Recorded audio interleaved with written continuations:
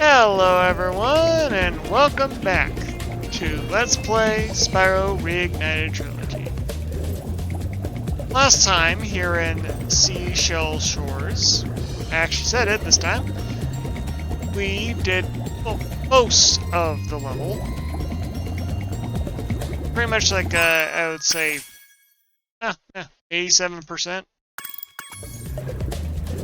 And now it's time to tackle the last 13% of the level. This opening up here took me a while to remember where it was when I was playing through the classic earlier to get footage. It took me forever to figure this out, that there was a hole in the top of here that you can just swim up and come out of. Again, gamer, apparently I don't look up very much. The seal in here that actually has a bit of interesting. Our speedboat versus his nuclear shark submarine. If we win, we'll get the dragon egg he's guarding. If we lose, we'll have to spend a month doing kitchen patrol. Note he says kitchen patrol. This is the original dialogue. Pluto the Rhinoc has challenged us to a naval battle. Our speedboat versus his nuclear shark submarine. If we win, we get the dragon egg he's guarding. If we lose, we have to spend a month in KP. You notice how he doesn't say kitchen patrol, but says KP. My guess is KP is of a kind of like a Navy kind of term for kitchen patrol. What do you say? Do you want to take on Pluto? Okay, good luck. Yeah, let's do this.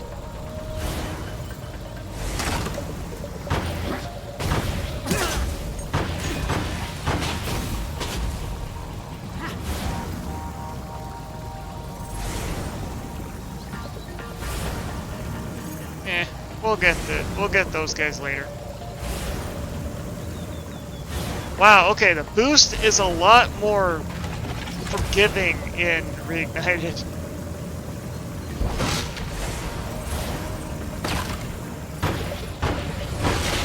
They made this fight a lot easier. Reignite, everything moves a bit slower. In the original, everything was like super fast. And kind of annoying, if I'm being honest.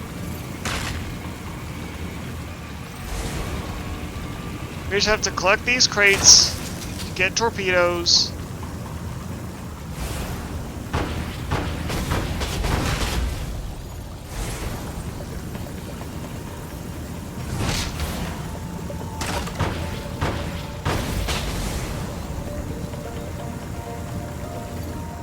Wow, it's actually boring.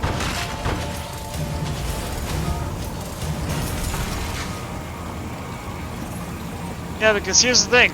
In the classic, boosting actually made it very hard to control the boat. Very hard.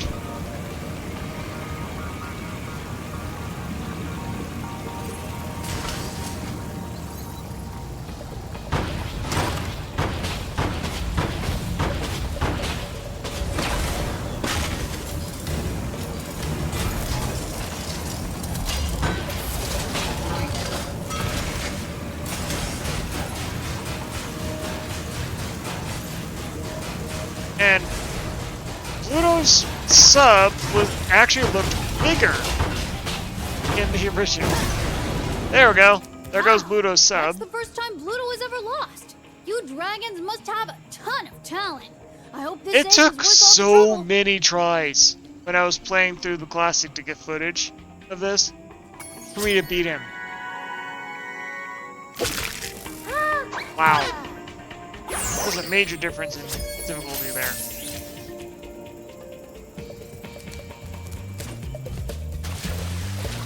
Anyway, let's go through here and get the rest of the gems, shall we? Couldn't get the rest of the gems in here before on the boat because First of all, I don't think we can collect gems while on that boat. And many of them are underwater, which we could not reach. On a boat, on a boat. I've never really liked that song. I'm on a boat. Never understood the appeal. Okay. Like, yeah, sure, dude, you're on a boat. You know? Yeah, you're on a boat. What's the big deal? Let's see.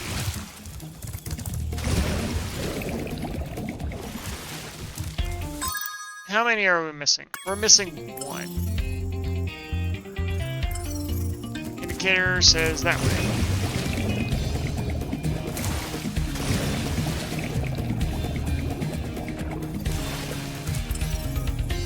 Oh, it's outside the sub-area. Okay. Let's go! Let's go get that last gem. Okay. Down this way. This way.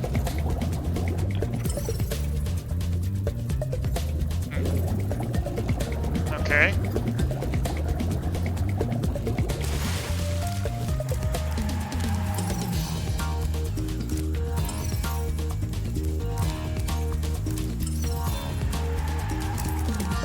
Further back.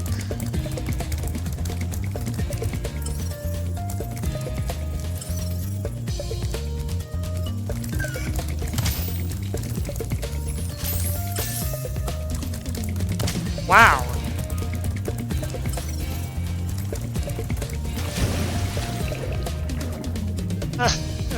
It's right there. Okay. Level complete. Let's go. Yeah, I actually don't know the whole deal with Sal's dialogue. Because as you pass by Sal here, they do say their dialogue. So I might have. I'll play a clip of Sal's quote-unquote dialogue from the classic here.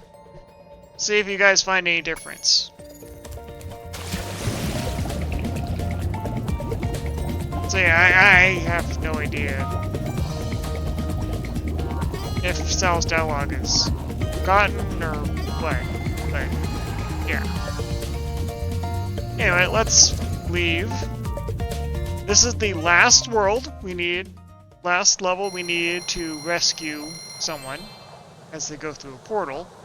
So we should be teleported to the air balloon? Let's head on over to the balloon. Yes. With everyone here, The balloon's all ready, sir. Just we can access the boss of this world. But first, we still got one more level to finish. The Speedway. Mushroom Speedway. Similar to other speedways within this game. Within these games.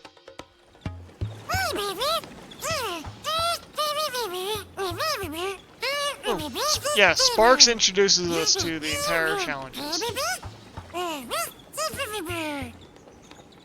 We of course will be collecting gems. There are gems here to collect, but also these speedways are split into 3 challenges: the time attack, a race, and a hunter challenge. First, let's do the time attack. We've experienced these ones before. Just go through the obstacles, burn the obstacles, yada yada.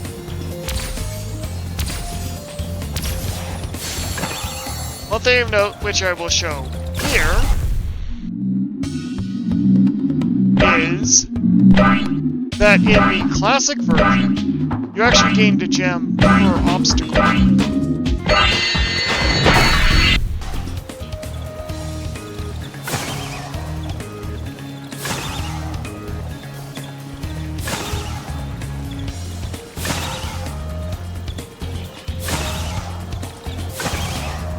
just gotta get through time attack.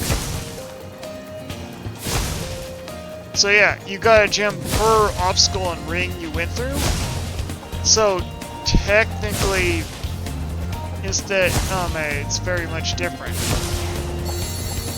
It's also the fact that these speedways have, as you will see once we finish this challenge, Spyro will fly into the air similar to what we experienced before with speedways. See, watch. Flies into the air. Doesn't do that in the classic. They added that to create some solidarity, you know? Hey, you gotta... There, gotta quit that. Okay.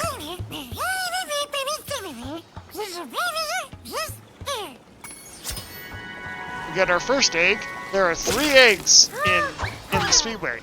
Unlike in the previous game where there was only 1. Major thing. Now we have to race the butterflies. Races are the harder challenges. Because we start in last place. We have to get all the way to first place within 3 laps. What helps is these blue stars. The blue star loops give us a small speed boost.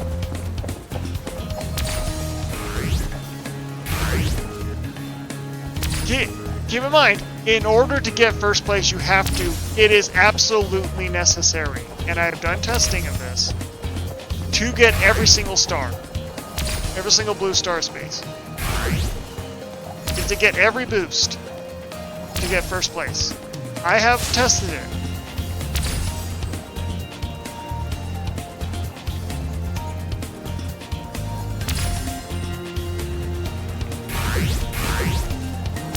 Spyro does not fly fast enough to actually win this race without hitting every single boost. Of course, I'll probably ace this because I've done it on the classic version and they didn't really change the course much.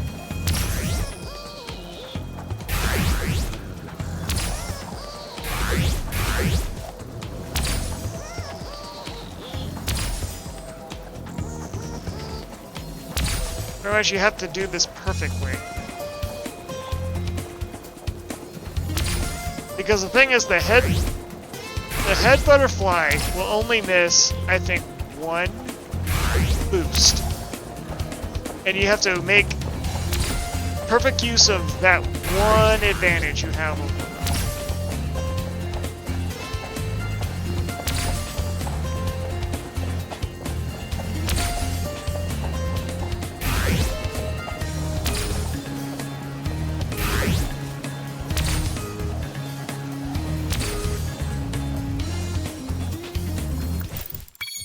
Wow, even with a perfect run, I didn't beat it.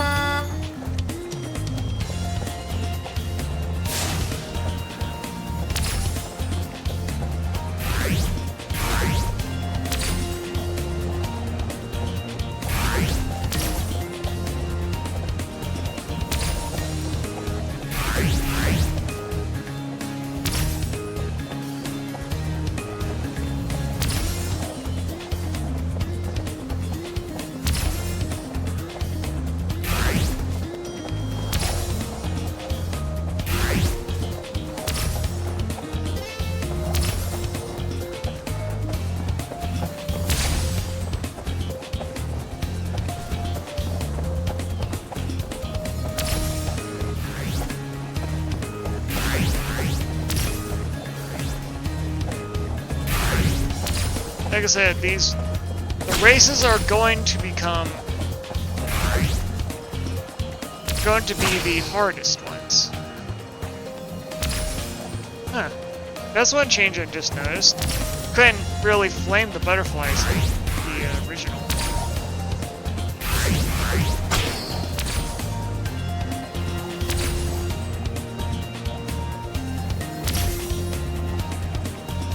Okay, since we can flame the butterflies.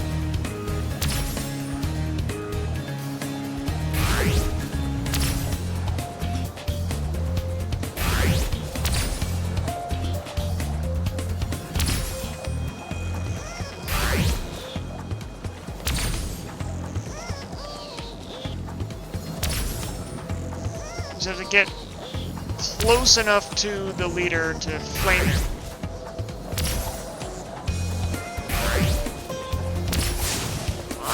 There we go. And there we go. We win.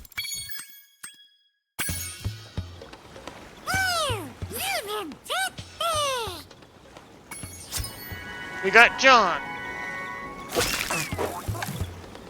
It's been 15 minutes, but let's finish this up. Let's finish this area. We just have to go to the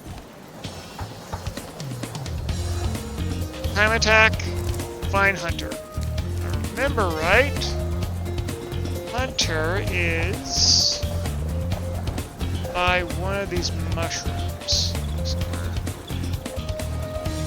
Ah, there it is. Big fat one. There it is. Whoa! A bunch of sheep and flying saucers just came out of nowhere and started blasting up the race course. Looks like I'll have to hop in my plane and teach him some manners. We get to play as Hunter for this challenge. Look out, sheep! Here I come! And start... Oh, okay, there's a bit of trivia. Whoa, Notice when we got hit, Hunter did not make a saucers sound. Just came out of nowhere and started blasting up If the we get race hit in course. the classic, this happens. Looks like I'll have to hop in my plane and... Look out, sheep!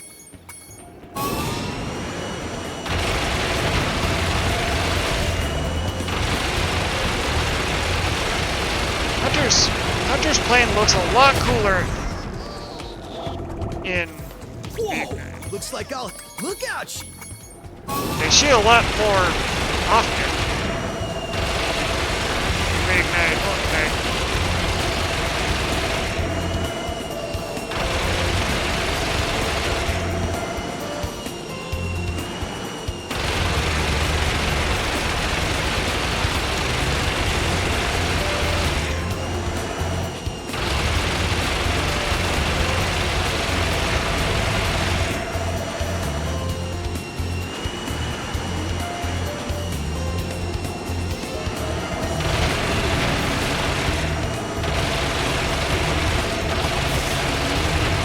There we go. Woohoo! Check it out. The squad leader had abducted this egg. And we get the last egg for the Speedway.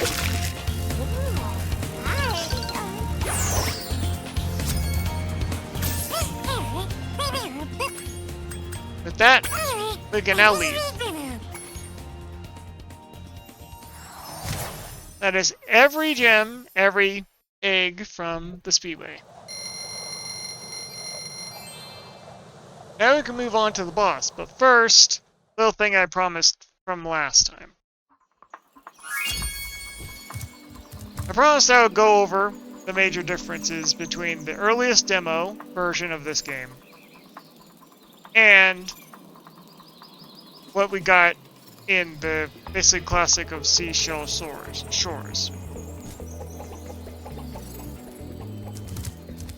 So let's, I guess, where would be a good spot to go over that? Honestly, I can't find a good spot to go here, so I'm just gonna start walking around, swimming around. I want to talk about this. And also part of a bit longer episode. In the earliest demos of this game, Seashell Shores was very different. So, the Rhinox had many of their sound effects missing, obviously. Still in development and all that. Zoe actually didn't have the same audio dialogue as there was many of, like, I guess changes to the dialogue boxes themselves. You know, like, what she says. In fact, one of them wasn't even present. One of the dialogues wasn't even present in the game. The Atlas dialogue was added later on, but wasn't in the earliest demos because the Atlas didn't exist. So, yeah. You're also able to exit Sheila's sub-area by jumping on top of the portal instead of going through it. And that's actually quite interesting because jumping on top of the portal would imply it was just a general teleportation zone instead of like a horizontal plane or vertical plane. The skill points, of course, couldn't be earned because those were added later in development. There was actually only 200 gems instead of the 400 that were in the level, and they were placed a bit differently. Many of the eggs had different names too, as well as having being green within the HUD. They still used the final designs, but had different names. So you had Jose, you had Dizzy in the final version was named Jose. Jason was named Kiefer. Duke was named Basil. Jackie was Joel. Molly was Iolanthe and was spelt Iolanthe and was spelt with a Y in the third demo of the game. And well, Jared had another aspect to him. For some reason, I left those notes out. I'll leave a little text blurb saying what that one is about. So yeah, those are I guess the differences between the demos. I think from now on, I'm going to renege on demos and beta information. Maybe place them in a separate video towards the end of this playthrough, because these are getting I guess annoying to do, because every level is probably gonna have one of these. So yeah. Well, there's one more level in this world that we can't do yet, and that's the sparks. But we'll possibly get to that next time. See you next time when we take on the boss of this world and move on. But not fully, to the next world. As always, like, comment, and subscribe for more. And without further ado, see you next time.